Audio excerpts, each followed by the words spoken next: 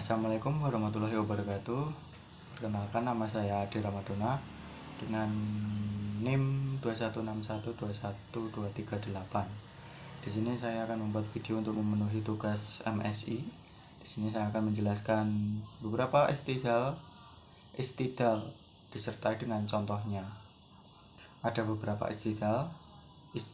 Nah, yang pertama ada al-istihab.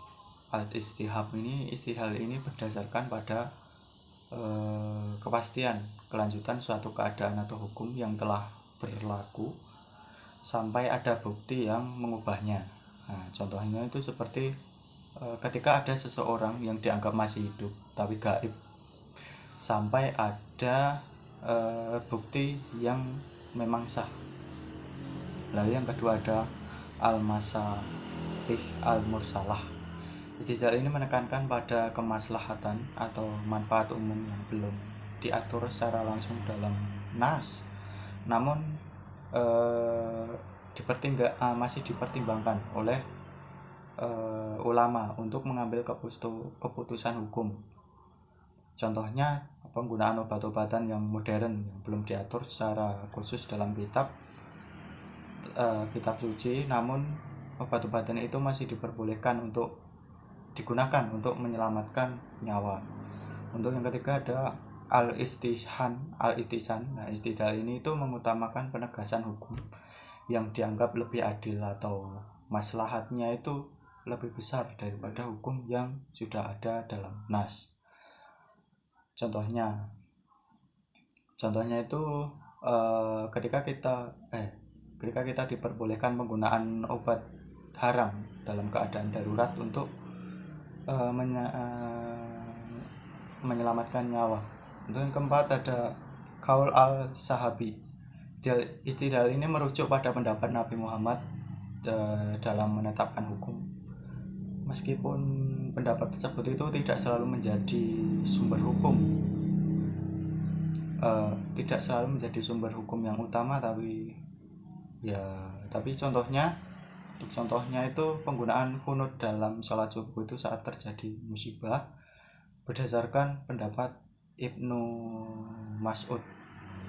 Untuk yang kelima Sad al-Darai itu bertujuan untuk mencegah kemungkinan terjadinya kejahatan atau dosa dengan mengharamkan segala sesuatu yang menjadi sarana menuju perbuatan dosa atau kejahatan. Contohnya itu ketika kita itu mengharamkan minuman keras untuk mencegah terjadinya kemungkinan perbuatan mabuk, itu kan dilarang.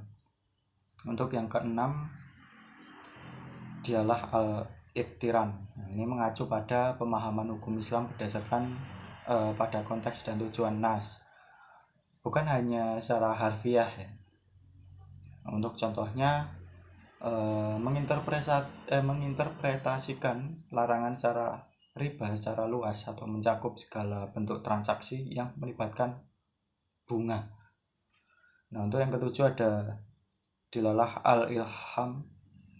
Nah, istidlal ini berkaitan dengan penerapan hukum berdasarkan ilham atau pengertian yang diberikan oleh Allah kepada individu yang bertakwa. Contohnya ketika seorang ulama itu mendapatkan ilham untuk memberikan fatwa tertentu berdasarkan pada firman Allah pada Al-Quran. Untuk yang kedelapan ada ruya al-nabi.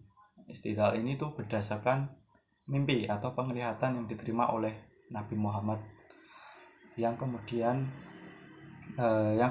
mimpi itu dijadikan dasar dalam menetapkan hukum atau keputusan. Contohnya ada salat 5 waktu yang disampaikan kepada Nabi Muhammad dalam peristiwa Isra Mi'raj. Nah, untuk yang terakhir syi'ru man qablana. Istidlal ini merujuk pada penegasan hukum berdasarkan pada hukum yang berlaku pada umat yang sebelumnya yang diakui hukum Islam. Nah, untuk contohnya sendiri yaitu penegasan hukum tawaf di Ka'bah yang sudah ada sebelum Islam sebagai salah satu rukun haji. Nah, saya kira sekian yang dapat saya sampaikan. Kurang lebihnya saya mohon maaf yang sebesar-besarnya. Sekian dari saya. Wassalamualaikum warahmatullahi wabarakatuh.